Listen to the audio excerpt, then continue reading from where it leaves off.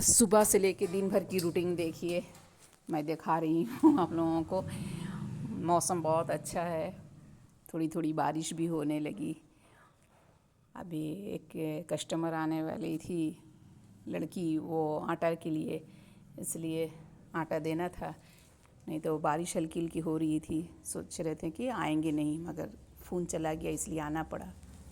अब फिर यहाँ से जाने के बाद घर की रूटीन आप लोगों को दिखाऊंगी। वहाँ पे भी जा कर के मुझे लग जाना है, फिर एक जगह जाना भी है, मिलने वाले हैं, एक जानने वाली हमारी, उनके यहाँ जाना है। अब यहाँ इंतज़ार कर रही हूँ बारिश का, बारिश रुक जाती है तो यहाँ से जाएंगे।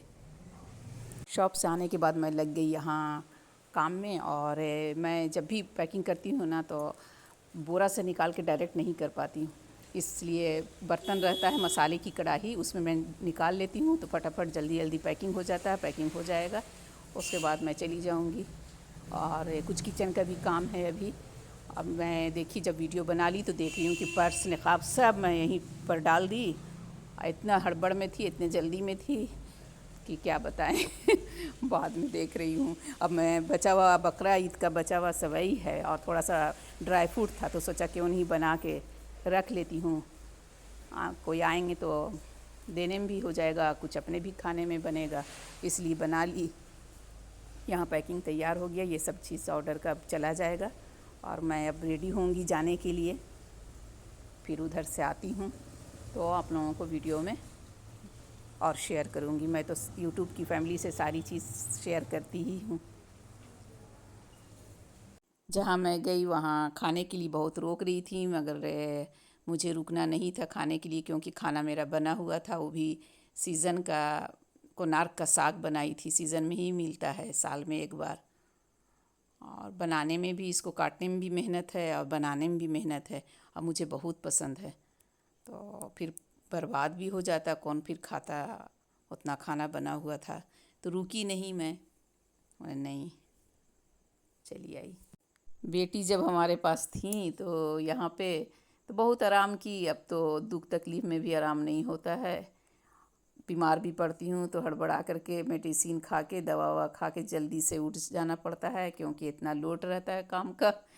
और देखिए इतनी तकलीफ़ अभी हो गई है, मगर फिर भी उसमें हंस रही हूँ, मुस्कुरा ही रही हूँ। क्या करें। क्या हुआ कि सोच के आई थी कुछ कि आएंगे जल्दी से खाना खाएंगे, साग बनाई थी, चावल खाएंगे, मगर हुआ कुछ और। अब तो बीमारी में भी रेस्ट करने का मौका नहीं मिलता है, यही वजह है।